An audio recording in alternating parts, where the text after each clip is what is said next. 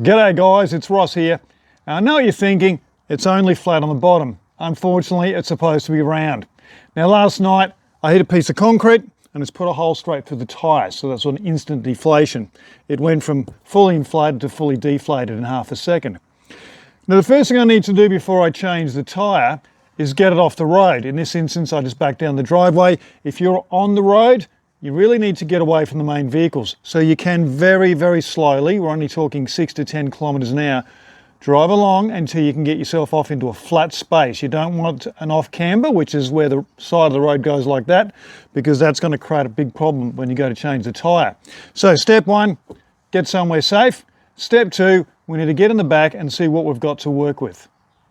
So the first thing I'm going to need is this tyre, and thankfully it's inflated. A lot of people don't check these. And what we need to do is take this out, and inside of this one is also where the jack is. So we'll take that out, it's got our jack. Now what we've got here, and this is quite common, is a bolt that we need to undo, and it just stops the tyre rattling around in the back. That's got to come off completely.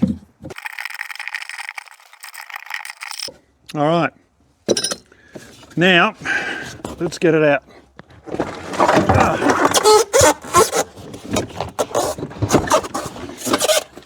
If you have a really heavy tyre like this, and these are not exactly light, what you might want to do is put a cloth on the back here, because if you have to drag it out, if you're not strong, that'll stop you damaging the back of your car. Otherwise, I shall just move it out.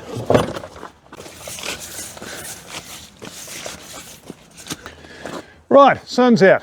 Now what I've got is the jack, which I need to jack up the car, and I've got a wheel brace. Now this is the wheel brace that comes with a vehicle. These are quite common, and that will be the right size for your wheel nuts. So put them straight on, no problem. However, it's really hard to put leverage on that. So I prefer to go down and buy myself a wheel brace, 15 to 20 bucks, and I have that in the back of the car.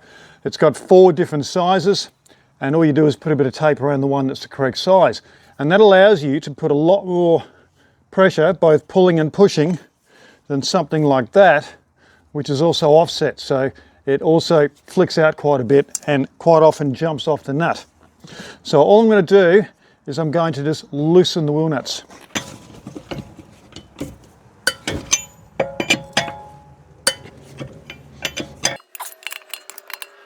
You can see that I was able to both push and pull at the same time, so that was a fairly easy exercise. I'm not undoing them, I don't want the wheel to come off. I just want to crack the seal, if you like, because when this is up in the air and I'm trying to do that, it'll rock the whole car. So always loosen the wheel nuts before you do anything else.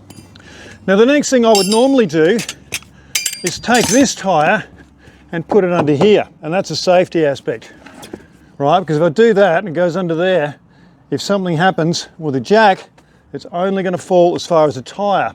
Unfortunately, because this is all the way down, it's not just deflated, it's completely empty of air, it's gone down a little bit too far. So what I've got to do first, I'll have to jack it up a little bit, put the tyre under, and there's my safety right there. That'll just make sure that anything happens. If the car goes past, for example, and that buffeting of wind, or if you've got some kids in the car and they're moving around and the thing falls off the jack, it can only fall down as far as that tyre. So any arms and legs under there are not going to get crushed. With your jack, you often have to wind it right down first. There's 2 types of jacks. There's this one, and there's a bottleneck jack, which is just a small cylindrical cylinder that goes under, and as you twist it, exactly the same thing as this, it just goes up. When we look at putting the jack somewhere, we need a mounting point that is not the side of the vehicle, because this is plastic. Even in here we have to be careful because this metal is very thin. Now what I'm going to do is I'm picking the point where the suspension arm goes onto the body. Now it's not the best point to pick because the wheel can still drop from that point in time, but if I lift it up far enough, that should be okay. Now the advantage of doing that is that it makes it very easy if I come back here to put the actual winder on. The winder has a hook and it just hooks in right there, and we're going to go up just far enough that I can get the other wheel under. All right, let's try that.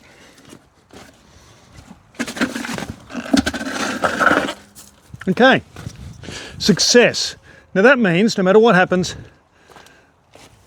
If the jack happened to slip, if the vehicle was knocked, if you had people in the car moving around, this is not going to drop any further than that, so I've got that much margin of safety. Now I need to take it up so it's well and truly above that point.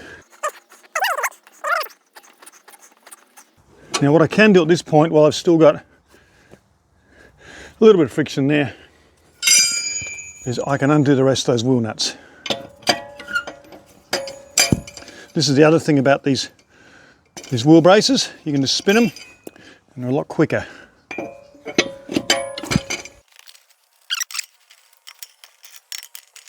At this point I could take it off, but we want to make sure we got it up high enough, and it's easy to judge that when the wheel's still on there. We'll work that off. There we are.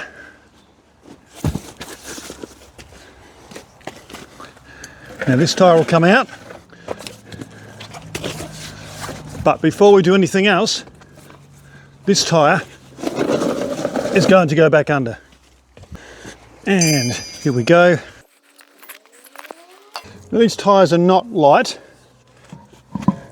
I'm making sure that my leg is out to the side, so if it drops, I'm not going to get hurt. And I've just got to get to the point where I can just move it like that.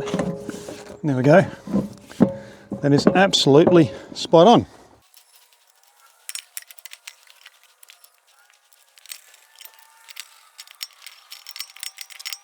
Okay, so all I've done is I've done these up gently. Now, if I was trying to put pressure on these to really tighten them up, that would potentially rock the vehicle. Plus, the wheel's going to move just a little bit back and forward. So all I want is a little bit more than finger tightness, really.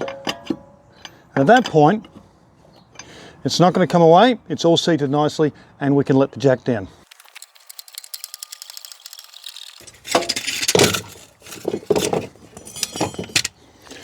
Okay, so at this point, the vehicle is now sitting on that tyre. It's nice and safe, it won't come off. This tyre can come out of the way and be put in the back of the vehicle and taken away to get replaced. What I need to do now is do up these 5 wheel nuts. And what I want to do is not go around the circle, but I want to work my way across like that, so I'm tightening across the middle of the wheel.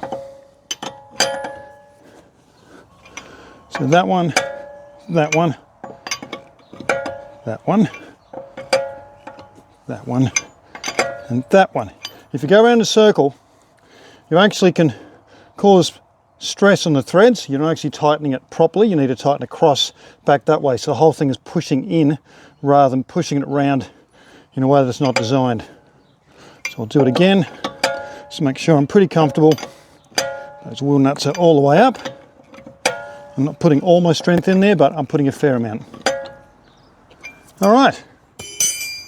And just like that, we're all changed. The tyre's changed, the car's in a different place, I've changed clothes, and that's because my video stuffed up the sound right at the end, so I'm just redoing this. Now when you change your tyre, one thing I forgot to mention is that you also need to check the air pressure. Now I normally run around 36 psi. When I did this, I went down to the service station and I checked it and it was 22 psi, which is a bit low. It's enough to drive down to the servo, but make sure you check it. You wouldn't want to be doing long distance on 22 psi. You'll get a lot of tyre wear and they're just not as good with steering and braking, so just something to check. So it's a pretty straightforward process. Get your spare tyre out, stick it under the corner of your vehicle so your vehicle can't collapse. Then you want to crack the seal on your wheel nuts, jack it up, take the wheel nuts and the tyre off, swap them over and put the new one on, and then chuck your old one in there, get it replaced, and after you've done that, check the air pressure and you're pretty much good to go. As always, thanks for your time, and until next time, happy motoring. See ya.